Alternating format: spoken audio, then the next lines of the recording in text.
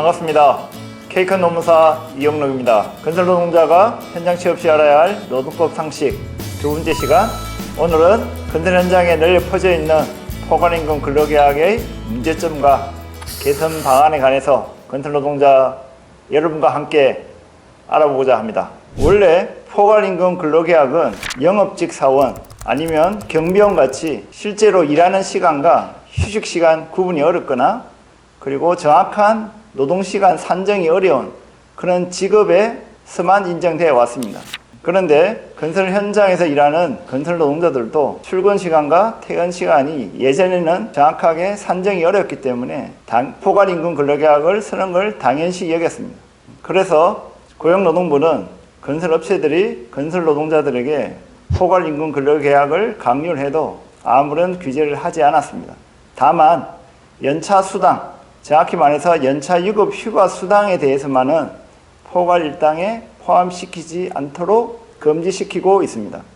예전에 법원에서는 건설노동자의 경우 건설노동자의 일당이 포괄일당으로 당연시 인정했지만 2010년도 대법원의 판결을 통해서 건설노동자도 출퇴근 시간이 명확하기 때문에 더 이상 포괄임금 근로계약을 인정하지 않고 있습니다. 그리고 정부도 2018년도에 건설 현장에서 포괄임금 근로계약을 금지시키겠다고 약속을 했지만 지금까지 그 약속을 지키지 않고 있습니다.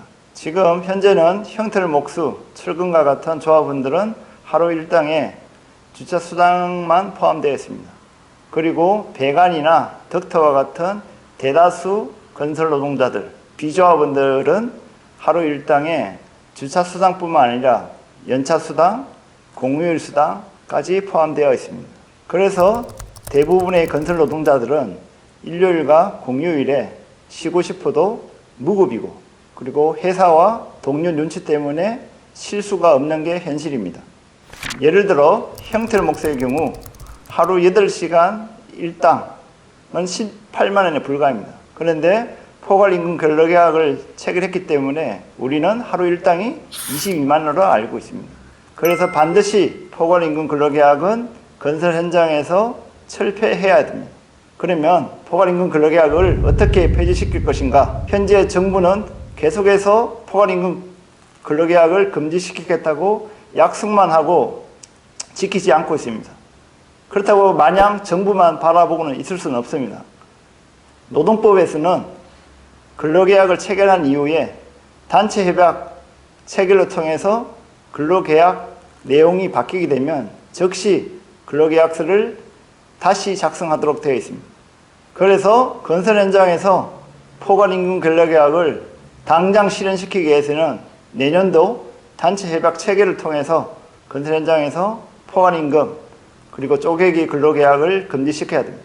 예를 들어 단체협약에 근로계약서 내용을 삽입해 제1항 회사는 노조와 합의된 표준 근로계약서를 사용한다.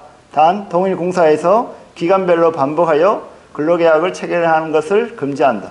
두 번째, 회사는 조합원과 근로계약서를 작성한 이후 해당 사본을 조합원에게 3일 내에 개부한다. 이런 내용을 단체협약으로 체결하게 되면 건설 현장에서 포괄임금 근로계약을 없앨 수가 있습니다. 건설 현장에서 표준 근로계약으로 전환할 때 반드시 이것은 지켜야 합니다. 첫 번째, 임금 수준 저하 없는 표준 근로계약을 체결해야 됩니다.